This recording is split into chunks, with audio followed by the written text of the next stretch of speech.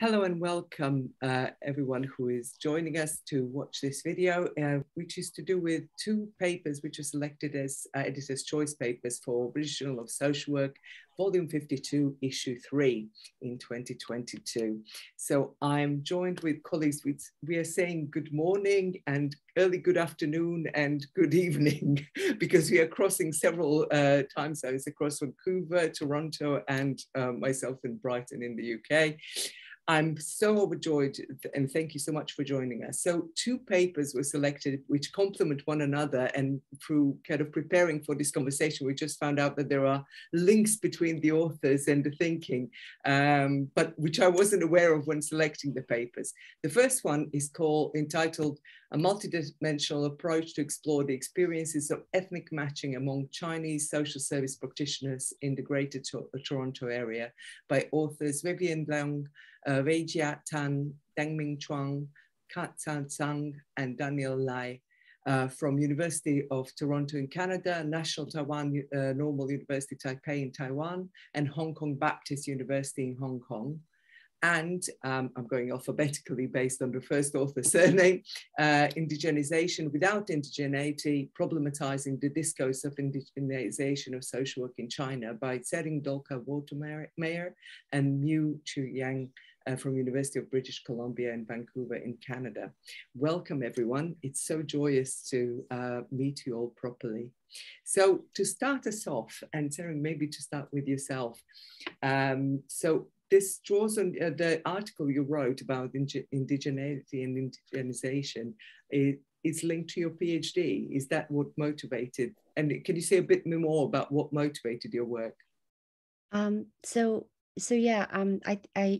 is sort of, I think the motivation comes from a very personal space is what I would like to say first. Because when I looked at the indigenization discourse within social work as a native born Tibetan, what spoke to me was about, because it was inherently talking about indigenization without actually talking about indigeneity. And for someone who has, experienced being, what you would call native born or indigenous or ethnic minority, all of these different terms and different experiences related to it, it really did make me think about the under-theorizing within social work about indigenization and how there's a lack of transdisciplinary kind of understandings of what indigeneity is and why it is such a contested, complex term and cannot be just sort of, bracketed as just flattened as just contextual fit. So that was the primary motivation behind it, and it came from this interest and curiosity in both post and settler colonialisms. Yeah. And here is your supervisor. Yes, yeah, and yes, and so Miu is my supervisor, and Miu's been very gracious about like a lot of feedback during this whole process in terms of looking at and of course he himself has written a lot on indigenization, and this is where I felt like we paired well together because he has the understanding of the macro and sort of like the development of that discourse within social work, and I with my own like sort of area studies focus within it.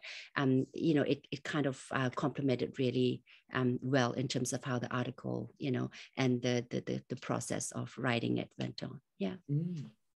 And Vivian, what motivated your study, the study of yourself and colleagues?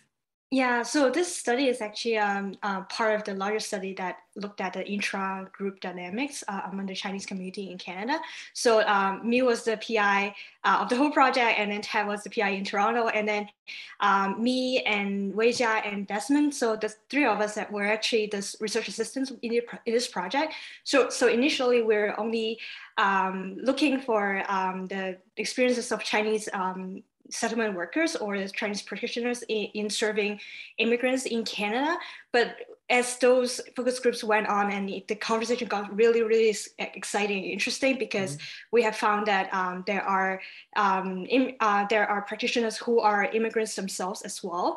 And then they found that there are a lot of challenges when serving their so-called own communities. So the project at the very beginning had a kind of an assumption that because the Chinese community is very diverse in nature, and there are a lot of people with different intersectionality, or maybe different places of origin, or maybe different political ideologies. So there's so many differences within the community. So we wanted to look at the complexity within the community, and then how it actually affect social work practice. And this is just one part of a larger project. Yeah, we actually did a lot of other individual interviews with newcomers, and also maybe some second generation youth as well. And this article per se focuses on the workers' perspective in working in a specialist voluntary sector organization, which serves more broadly, as you kind of described in the article, not just Chinese immigrants, but also other populations and other migrants and refugees. Yeah, most of them work in ethno-specific organizations, but there are a lot of interesting things happening in those organizations as well. As in the article that said some of the organization went from serving purely Chinese to expanding their target groups into other Asian, or maybe even a very general multicultural population. But there were a lot of challenges in that as well, because at the very beginning, when the organization was founded for Chinese community, and that expanded, and then the policies and the staffing were not catching up, and then so that's why it poses a lot of challenge to the practitioners to equip themselves with like cultural competency or working with other groups during the journey. Yeah. And yeah, I'm very tempted to kind of start unpacking that. But Tsering, when you were deciding to write this paper, what was the focus? How did you decide for this particular focus, going from that very powerful personal motivation, which speaks to me myself as well? Yeah, I think as social workers, we all kind of talk about the person in the environment sense. So I would say, moving on from initially when I was thinking about this, of course, when I'm reading that discourse on indigenization, I'm looking at it from my own perspectives and lived experiences. And then moving on forward, and it also evolves over time into thinking about it structurally, and just think about how theories and particularly transdisciplinary learnings in anthropology, in sociology, and in general social sciences has impacted, has this very rich discourse on what indigenization, what indigeneity, particularly within indigenous studies is. And so, if you look at it, they all are kind of the indigenization discourse and the indigeneity and the sort of indigenous social work. They both have a lot of similarities, but at the same time, a lot of tensions. And all of these reflect larger structural and discourse tensions within post and settler colonialisms. And so I know for the sake of brevity, I would leave it at that. But looking at it from an academic perspective, what struck me was, how would indigenization, given its very distinct nation state conceptualizations within post-colonial countries, right, particularly in the global South, impact understandings of indigeneity and who is indigenous. And more often, and at the core of the matter is that the question about who is indigenous and where did that identity construction come from? And so if you look at it that way, you really do get to see the complexities of nation states. So here we're dealing with not just a region and a social work fit context, but also the ongoing tensions and disciplinary ideologies around indigeneity and indigenousness. So to me, that was very interesting because it has far-reaching implications than anything that we do in social work. Because when you think about identities, if you think about identity construction, when we say a refugee, and when we say an immigrant, it's a very flattened identity. And those identities primarily come from nation state constructions of people, who does not look at their trajectories and their complexities, be it political, historical, cultural, social. Right. And so it's this. So in that sense, we are looking at what in social sciences, in other disciplines, there's this very rich theorizing on methodological nationalism, and this idea of nation states being containers for everything and for looking at how we do social work. So for me, that's an area that really does require a lot of further development within social work, because it does impact everything that we, that we think and construct and do as social work. Yeah. In the article, you discuss this in the rider from the kind of external English-speaking gaze onto the Chinese context. That's how kind of it spoke to me, which I experienced also in the region of the world that I come from, and how much the people from that context may or may not produce their own knowledge about what social work is, how it's defined, how it's practiced, as well as within a particular country context, that all groups of people may not have the same status and may not be able to voice themselves, what their needs are, what they would find supportive in the sphere of social care needs, and so on and so forth. So the kind of insider, outsider look is present against across both articles, from the kind of international sphere, country level sphere, and what that means, as you so eloquently put just now, and then looking at the experiences of particular marginalized and oppressed groups within that context. Would that be a fair invite? I mean, it really, and I think, you know, in some ways, you know, it would be really, and this has been sort of like at the back of my mind, I'm thinking about this as well, about the whole idea, this notion of social work as a Western construction. You know, it speaks to what Midgley before has talked about, the imperialism of professions, right? And you, if you're looking at it, and this is part of the reason why I brought the Tibetan aspect into it, because, you know, if you look but moving beyond the Tibetan idea of social help and kinship-based kinds of social helping, if you look at any kind of you know, countries, and you look into their traditions of social helping, there is a very rich traditions of social helping that exists in many of these what we call you know, quote unquote nation states now, right? But it's, and groups, and so, but these are often like, so the question here you again ask is, why are they not social work? Right? And that's one question that you ask fundamentally in terms of what is it about them that does not make it social work?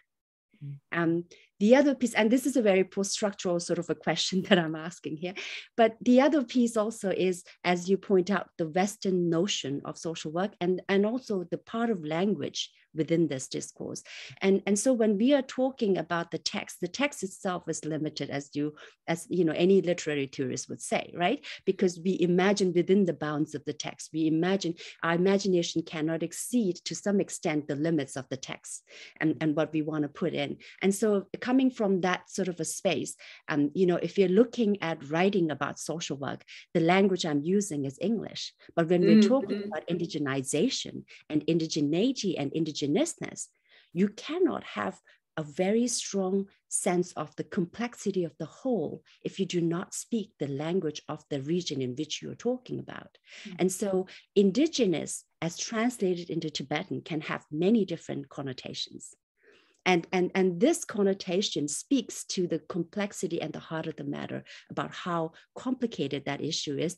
And again, it's an evolving thing as settler colonialisms and indigenous rights movements, you know, have really sort of, you know, taken on the task of promoting indigeneity and indigenous. There is more and more people who are, you know, sort of saying that, yes, no, we can see the strengths of being indigenous. And there is a platform for us to voice our movements, whether it be around social justice, human rights, within this trajectory. But at the same time, we have to understand that the context in which it came from is very much distinct to that particular area.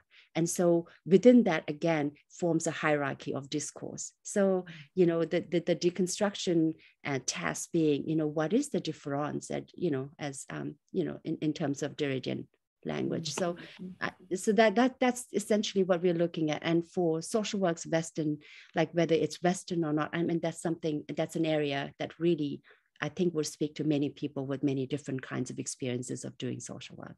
Absolutely. You know? Yeah. Absolutely. And then there is that, beyond me being a wonderful link between the two pieces and the two articles, the study, Vivian, on which you led on this part of the work, focuses on an organization in Toronto which really emerged from wanting to support immigrant population and what needs they are. Do you want to tell a bit more about the methodology for this part of the study and what the article includes and what your findings were? Okay, so we started with a ground theory approach, meaning that because before when I just talked about this project, we actually didn't have a very clear idea of what we were looking at. We were just looking at Chinese practitioners' experience, but when we went on and had more focus group, we actually refined the topics and refined the questions a lot. So we had overall 6 focus groups, I think, with around 30 something Chinese practitioners. They're actually not all social workers. Some of them are some of them are community workers, settlement workers, counselors, interpreters, or just basically different kinds of practitioners working in the settlement field. And then the only criteria for them was to have the experience working with Chinese immigrants.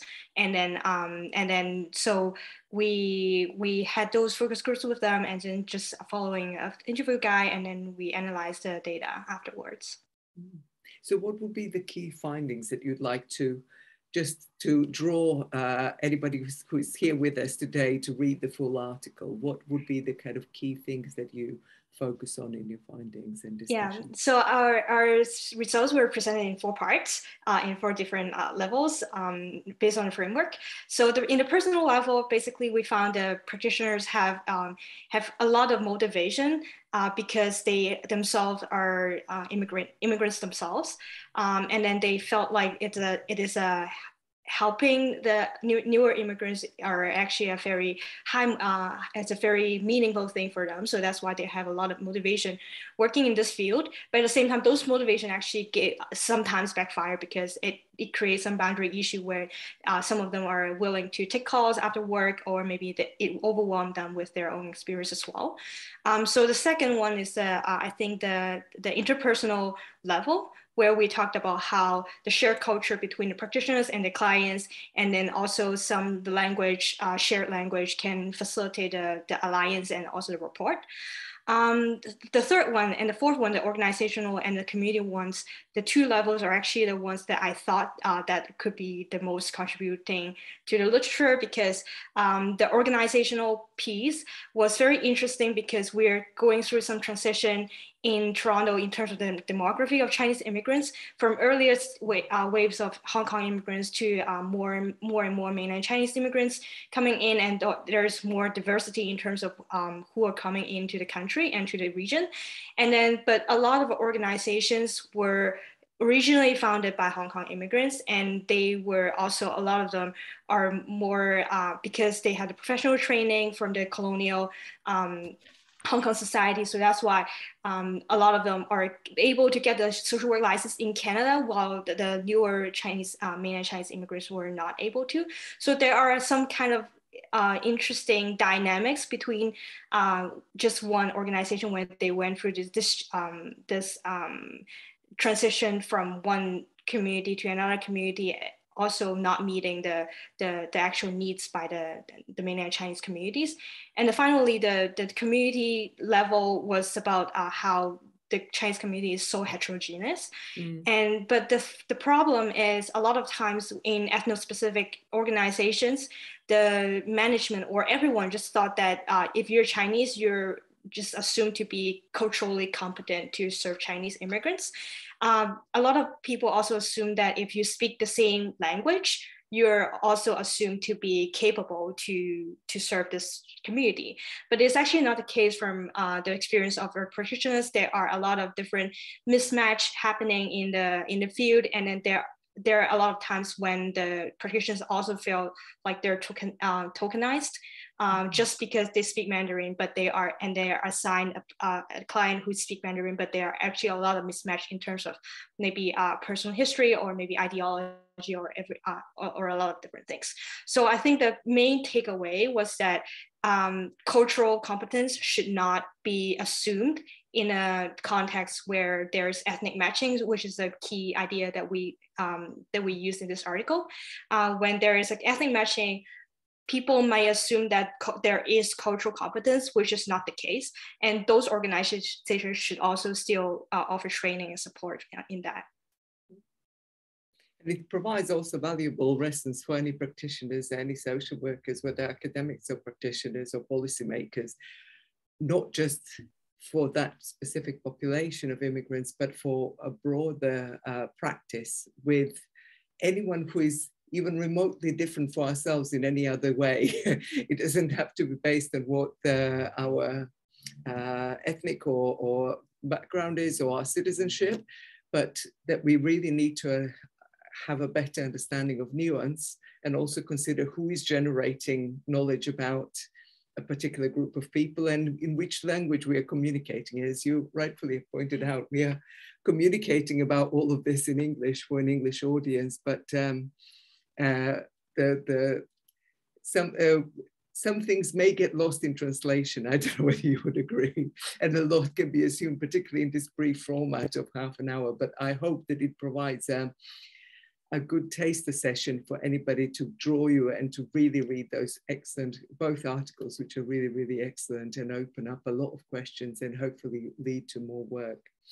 Is there anything else that you feel that an international audience should kind of take away from the articles, or invite to, what should be the invitation to draw them in to read more articles such as the work that is encompassed in that you have shared with us?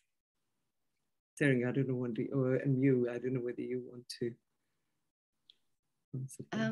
Yeah, I think for the article, I would say that if you're reading about indigenization, obviously, you know, with the way social work's transfer of knowledge and practices are concerned, there's always been this understanding of like the reason why indigenization is needed.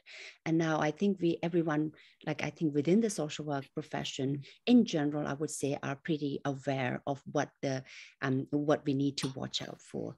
But I think one area that you would probably benefit from understanding that hopefully this article communicates to you would be, as a practitioner or as an educator, to think about how are you communicating indigenization within your classrooms, within you know, future social work graduates, and even within practice settings. How are you defining indigenous and what kinds of approaches are you qualifying as indigenous affiliated approaches? And by indigenous here, I'm using it not in a North American context, but I am talking about indigenous as in, like, you know, of this land and of this earth. So based still in a prior territorial sort of belonging and sense of ownership, but at the same time being conscious of the current dynamics within that region of whatever the hierarchy, the social political hierarchy is within that system, and how much, who gets to say what is indigenous and who gets to say, and again, underneath this, you know, what is not indigenous and why is that not indigenous, you know? So those are things that really relate and hit directly at the power inequalities and inequities within societies that we need to be thinking about. Yeah. Well, I totally agree with what, you know, both Tsering and Vivian have said. I have written, you know, many articles about indigenization of social work in China in particular, and many of them are written together with Tat, the Tat here. And I guess, you know, this paper to me, when Tsering approached me, she wanted to do a PhD and focusing on Tibetan social work from an indigenization, indigenous perspective. I said, quick, go for it. Mainly because, you know, she brought in some new concept, which, you know, at least from what I know, we haven't really used those conceptual tools in exploring and discussing indigenization globally. Very often we still stay in a very simple idea of, you know, cultural sort of like a cultural transplanting. So Tsering brought into, you know, those concepts like, you know, from Tibetan studies, from anthropologies, and also from indigenous studies. Those concepts, I think, will be useful for social work, particularly for international social work, to really examine ourselves when we're talking about international social work or internationalization of social work. And, you know, and how we're going to understand the diversity. You know, Tat and I have written book chapters on the politics of indigenization. Very often the politics, you know, in the local country also affect how how social is going to be import into a new, you know, a new country, a new culture. And I think Tsering help us to problematize China as a very important case, you know, example, which, you know, many people have written on social in China. But very often, we see China as one piece. So we forgot, okay, actually China have 56 ethnic minority group, and not to mention some of them are not, in a very good term with the regime. So I think, the paper, Tsering have written have helped us, okay, to problematize further. Not just what you mentioned about indigenous, the indigenization, but also help us to think further about the politics of social work in the local country. I think those are very useful tools, and that's why I was like what you said, I would urge people to read the paper to really try to understand those concepts and how it can be applied to their home country. Yeah, absolutely. Thank you, Vivian and Tat.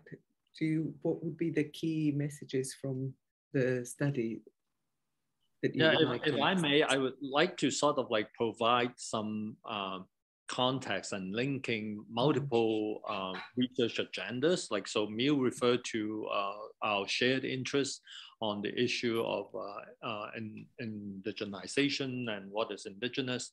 To be honest with you, like just listening to Tsering's sharing today, I just learned something new, and then like sort of like got me to think about a common thread across this different multiple lines of work, right? So I just want to maybe summarize it in one simple articulation. In different ways, we are trying to unsettle certain taken for granted stable categories. So I have never thought of that, of like sharing today, like mentioned like nation state multiple times, which I think is a very good example, because like when we think of like indigeneity, very often it is like framed within that, and very often it is assumed to be a stable category. Ironically for us, like people who are doing immigrant research, right, we sort of like always half jokingly refer to this like very weird question when people ask you where you're from, right? So my joking answer is like, I'm from Tanzania, so are you. So basically like Homo sapiens can be all traced back to the Big Valley, right? Out in Tanzania. So any kind of like indigeneity, right, has to be understood within that historic context. So many of these contested identities and contested policies in a place like China, for example, is very often based on some assumed notions of who is indigenous. Like we have good reasons now to believe, say, for example, the Yellow Emperor was not originally from what is currently known as China. So we have, so this like I think put things in context. And many of these stable categories that we try to unsettle would obviously include the nation state. It also includes what we talk about as the mainstream here in North America, and you obviously like what is the mainstream in the UK?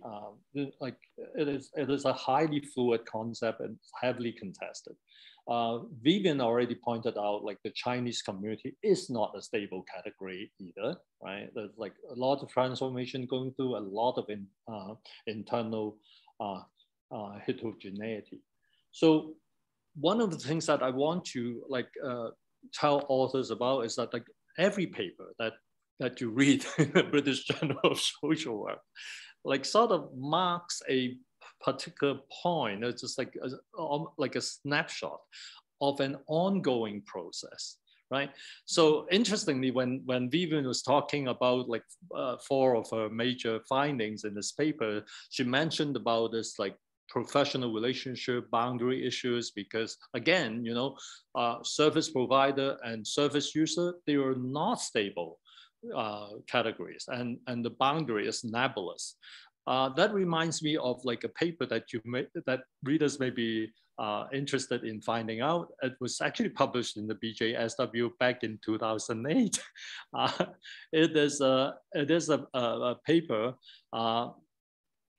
by I think Peter Harrisford, and in the paper he was trying to show us that like many service users do not see social workers as social workers. The most important component of the relationship is not the professional component, but many people, the service users, use their own accustomed concept of friendship, right? When they're in, like, but then we social workers want to say, oh, like we are professionals, we have like clear professional boundary. So what I'm trying to say is like any stable category that we think is meaningful or useful has to be opened up. And I'm also delighted to point out that like as a result of our investigation in this previous study, we understand that, say, for example, like what is the Chinese community? It is not a single homogeneous group, right? That lead us on to question, so what is the relationship between the so-called minority groups, the immigrants, with the so-called mainstream? The mainstream, again, is not a stable group. Here now in Toronto, over 50% of people who are now living in Toronto were not born here. So who is the mainstream? It is good news to us because like Vivian and I have been like talking about this like for 3-4 years now. We know that like when we talk about intra-group, like what happens within the Chinese community is actually not adequate. So we try to expand our scope. We think that, well, you know, maybe when a newcomer comes to a country like Canada or UK for that matter, the so-called mainstream is not like what we customarily imagine to be like white people or Anglo-Saxon people. The mainstream actually is multi-ethnic. So we will have to deal with like inter-ethnic group dynamics. So that is actually the next stage of our investigation, which was sort of like triggered by this previous study. And the good news is that we just got funded for like another 4 years in another study moving forward. And I have something very sentimental to say, if it is allowed, right? The last author on the paper, Daniel Lai, is a close colleague of Miu and mine, and we have actually worked together for a long time. And to his credit, Daniel actually came up with the idea, and he actually started this intra-group study a few years back. It just said like he actually is a Canadian researcher who is currently working in Hong Kong.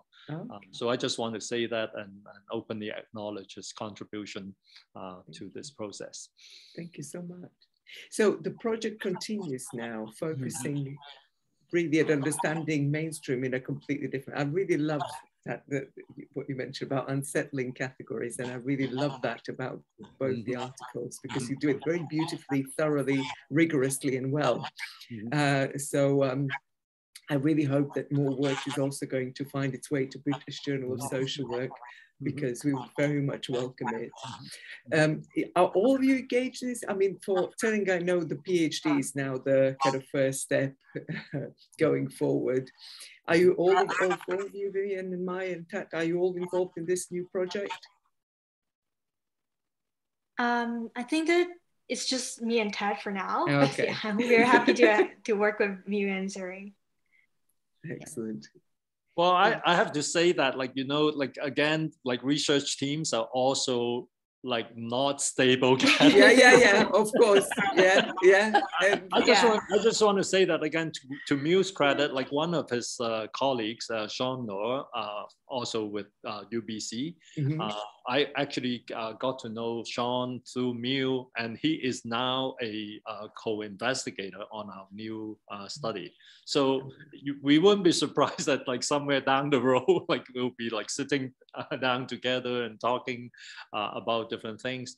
And this particular paper that I mentioned is like, and you may be wondering why this particular paper coming out of the British Journal has like taken on such significance for me.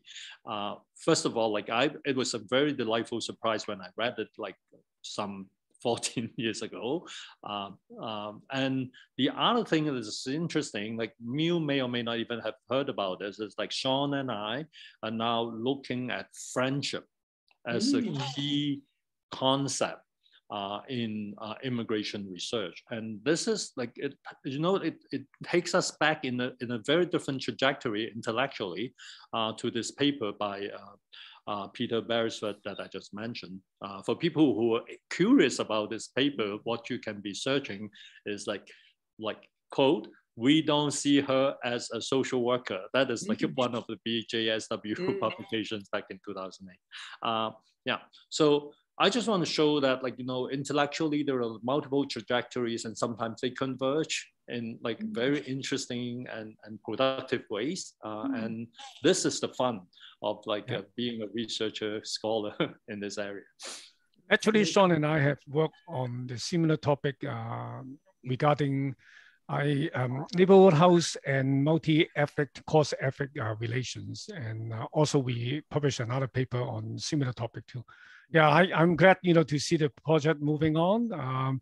I moved to more in work now, working on some other project locally, particularly helping agency settlement service to develop the case management approach in BC. So, just like what Tat said, okay, somehow, somewhere we have different types, different group of people working on different topics. Yeah. It's so joyous to meet you all and to hear what you are doing and what motivated these wonderful 2 articles. I really hope, because it's motivated me to reread it again.